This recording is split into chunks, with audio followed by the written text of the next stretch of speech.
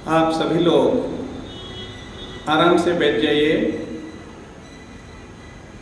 अपना ध्यान मेरी तरफ, मेरे ध्वनियों पर लगाइए।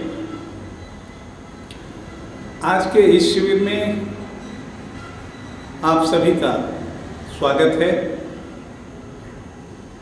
जो लोग यहाँ आध्यात्म मार्ग में प्रवेश पाने के लिए इच्छा रखते हैं, उनके लिए यह सुंदर योग है। यह कार्यक्रम समाज कल्याण के लिए योग सेवा केंद्र की तरफ से प्रस्तुत किया जा रहा है। आपकी समस्याएं, शरीर से संबंधित रोग, कष्ट अथवा पीड़ा, मन के तनाव, मन के रोग अथवा आध्यात्मिक चेतना से संबंधित हो सकते हैं। आप स्वयं अपनी समस्याओं का कारण खोज पाएंगे तथा उन्हें दूर कर सकेंगे। आज का जो विषय है वो सूक्ष्म तत्व से संबंधित है।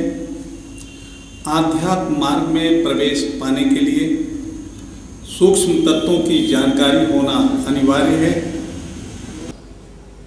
बिना उद्देश्य के कोई कार्य नहीं किया जाता। तो एक जीवन का उद्देश्य बनाइए कि आपका जीवन कैसे सुखी हो, कैसे आनंदित रहे, कैसे रोगों से मुक्त हों और कैसे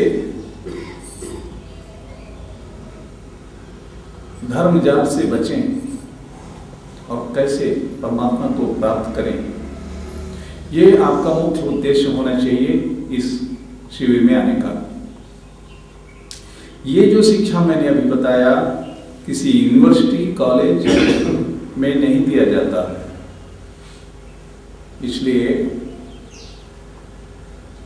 पूरे जीवन को यदि ध्यान से देखें, पूरे जीवन का आकलन करें, तो हम पाते हैं अत्यधिक लोग बिना किसी उद्देश्य के जी रहे हैं।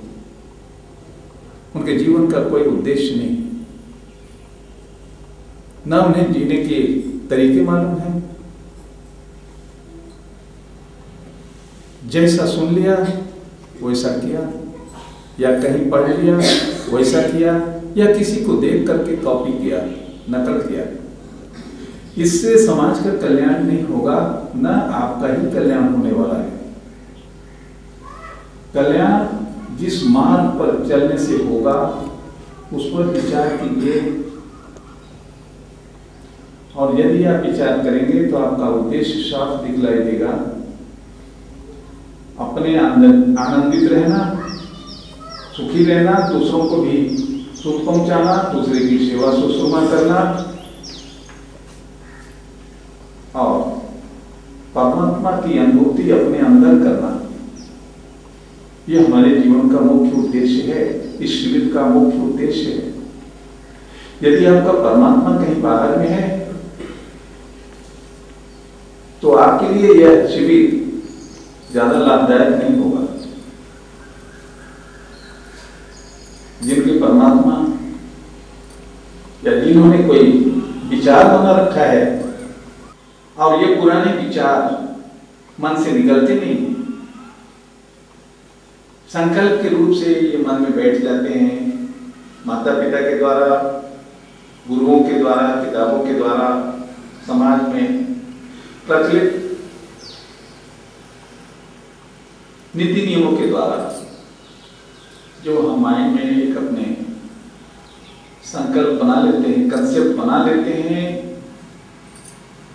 ये साधारण लोगों के जीने का तरीका है। बहुत मामूली, इनका स्तर कुछ नहीं है, केवल जी रहे हैं और खा रहे हैं, मरने का इंतजार है। ऐसे लोगों का ये तरीका है। लेकिन जिनके जीवन का स्तर ऊंचा है, जो अच्छी बात सोच सकते हैं, विवेक उत्पन्न कर सकते हैं, ज्ञान अज्ञान में फर्क समझ सकते हैं। ऐसे लोगों के लिए जीवन का उद्देश्य होना आवश्यक है, और यह उद्देश्य अच्छा होना चाहिए जिसमें अपने भी सुखी रहें और दूसरे भी सुखी रहें। हम किसी को दुखी ना देखें, खुद भी दुखी ना रहें। यही रास्ता आज के युग में सर्वोत्तम है, लेकिन इस मार्ग पर चलने वाले लोग नहीं हैं। अपनी आकांक्षाओं की तृप्ति के लिए जिधर ही चले जाते हैं, कुछ भी कर लेते हैं, तृप्ति होती नहीं और अधूरे के अधूरे रह जाते हैं, प्यासे के प्यासे रह जाते हैं, अतृप्त रहते हैं, कुछ चाह बाकी रहती है। ऐसा आप ऐसे अनुभव करें। आप मंदिर जाते हैं, भगवान की पूजा करते हैं, बड़ी श्रद्धा से गंगा स्नान करते हैं, बहुत अच्छा लगता है, अच्छी बात है। तो परमात्मा का दर्शन जो आपने किया, क्या फिर और इच्छा नहीं होती कि हाँ ये दर्शन हम दोबारा करें या बार बार करें? आप अनुभव करेंगे कि इन मूर्तियों के दर्शन से अच्छा तो लगता है, लेकिन तृप्ति नहीं होती। आपको और कोई परमात्मा की चाह बाकी रह जाती है। वो बाकी इसलिए रह जाती है कि आपने अपना जो चुनाव किया, जिस मार्ग पर चलने के लिए सोचा, वो मार्ग ऐसा ही है, अतृप्त रहने वाला, कभी कुछ नहीं मिलने का। किताबों में भी पाएंगे, गुरुओं द्वारा भी सुनेंगे, ईश्वर प्राप्ति तुम्हारी मृत्यु के बाद है, मोक्ष मृत्यु के बाद मिलेगा। तुम अभी काम करते चलो, सेवा करते चलो गुरुजनों का। ये बात ऐसी नहीं है। अगर आप गीता को ध्यान से पढ़ें और समझें तो कृष्ण की बातों को अगर आप ठीक से आत्मसात करें तो उसका अर्थ ये होता है, अनेक जन्म संसिद्धस्तो याति पराम गति। अनेक जन्मों जन्मों के संस्कार लेकर जो तुम आए हो, वो इसी जन्म में तुम मुझे प्राप्त कर सकते हो, प्राण रहते हुए। यदि प्राण खत्म हो गया, समाप्त हो गया, तुम निर्जीव हो गए, तब कौन सा मोक्ष, कौन सा परमात्मा तुम्हारे लिए कोई अर्थ नहीं रखता।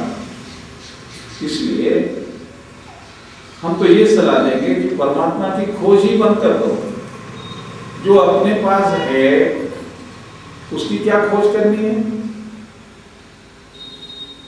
जो अपने हृदय में विराजमान हो उसको खोजा जाता है क्या? नहीं, अनुभव किया जाता है। अनुभव नहीं है तुम्हें, तो अनुभव प्राप्त करने के लिए, परमात्मा का अनुभव प्राप्त करने के लिए हम यहाँ विद्या सिखलाते हैं।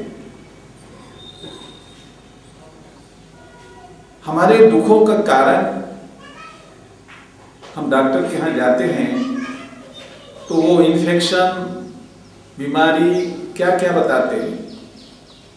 अगर इन पर आप ध्यान देंगे तो ये सारे रोग हमारे विचारों से उत्पन्न होते हैं, हमारी सोच से उत्पन्न होते हैं। हम अपनी सोच बदलें, उस परमात्मा को बाहर ना खोजें, अपनी छुपी हुई शक्तियों को प्रज्वलित करने की विद्या सीखें, तो एक ही साधे सब सधे, सब साधे सब जाए। अगर एक सिद्धि तुम्हें मिलती है परमात्मा के साक्षात्कार की, अनुभव की, तो तुम्हारा रोग शारीरिक हो या मानसिक, ये स्वतः ही समाप्त हो जाता है। तुम अपनी धारणा बदलो, विचार बदलो। अगर नहीं बदल पाते तो आजीवन खोजते रहो। कस्तूरी कुंडली बसे और मृग ढूंढे वन माहे। मृगा जैसे जंगल में घूमता रहता है उस मार्ग के लिए कि मार्ग कहाँ से आ रही है, उसे क्या पता कि उसके नाभि से ही आती है। कहने का सारांश ये है, हमें जो शिक्षा दीक्षा हमारे पुस्तकों से, धर्मशास्त्रों से या अन्य विधियों से हमने पाया, वो कुछ लेवल तक ठीक है, टोटल गलत नहीं है। लेकिन जब आपका स्तर ऊंचा हुआ, ऊंचे स्तर पे आप आए, तो नीचे स्तर की बातें छोड़ दीजिए। उन्हें यदि दोहराते रहेंगे तो आपका विकास रुक जाएगा। आप हाई स्कूल पास कर लिए, इंटर में एडमिशन लिए, तो हाई स्कूल की किताबें रोज पढ़ते रहते हो क्या? नहीं पढ़ते, इसलिए कि उसको आपने पढ़ लिया, जान लिया। अब तो आगे की किताबें पढ़नी चाहिए, इंटरमीडिएट की, ग्रेजुएशन की। ठीक उसी प्रकार जब आपको यह ज्ञान प्राप्त हो गया सदगुरु के द्वारा, तो आप उस पर आरूढ़ रहिए, जम जाइए कि नहीं, अगर ये सत्य है तो हम इसे स्वीकार करें। जब इसे स्वीकार करेंगे तो इसके नीति नियम को भी मानना पड़ेगा। नहीं तो ये जबान से स्वीकार करना कोई स्वीकृति नहीं है। स्वीकृति का मतलब आपके हृदय में यह बात बैठे कि हाँ, ये सच है और ये सच का ही हमें वर्ण करना चाहिए। जो असत्य है उसका त्याग करना चाहिए, उससे बचना चाहिए, या उसमें रुचि नहीं दिखलानी चाहिए। जिसके लिए सच होगा होगा, आपके लिए नहीं है, क्योंकि आप एक विकसित प्राणी, विकसित मनुष्य हैं। दिमाग आपका विकसित है, सोच सकते हैं, तर्क करने की क्षमता है, विवेक जागृत हो चुका है, अच्छे बुरे का ज्ञान आपको हो चुका है। अच्छे बुरे का ज्ञान अर्थात विवेक का उत्पन्न होना, ये आपकी चेष्टा से नहीं होता। ईश्वर की कृपा या गुरु की कृपा से ही विवेक उत्पन्न होता है। आप जितनी कोशिश कर लो, जिसको आज तुम सोचते हो ये सही है, 2 साल 4 साल के बाद कहोगे नहीं वो तो गलत था, मैंने गलती से उसको पकड़ लिया। गलत तो पहले से भी था, लेकिन आपको विवेक नहीं था। विवेक आज उत्पन्न हो रहा है, आज आप समझ रहे हैं कि नहीं ये चीज गलत है। तो जब से आपने सोचा कि ये गलत है, ये सही है, विवेक आया, उसी समय से उसको स्वीकार करना शुरू कर दो। अब अगर देर करते हो तो इसमें आपको कुछ मिलेगा नहीं, आपका समय व्यर्थ जाएगा। ये जैसे मैंने परमात्मा के ऊपर एक उदाहरण दिया, उसी प्रकार से शरीर के रोगों के विषय में भी जान लो कि ये रोग दवाई से नहीं जाते। कोई भी रोग, सारे रोगों का इलाज औषधियों से नहीं होता। केवल 8-10% रोग ऐसे हैं जिनका इलाज औषधियों से संभव है। जो मन से उत्पन्न होने वाले रोग हैं उनका इलाज संभव नहीं है औषधियों से। आज का कार्यक्रम यहीं शेष होता है। इस कार्यक्रम को कल हम आगे भी बताएंगे कि इसके आगे क्या है। तब तक के लिए हरिओम।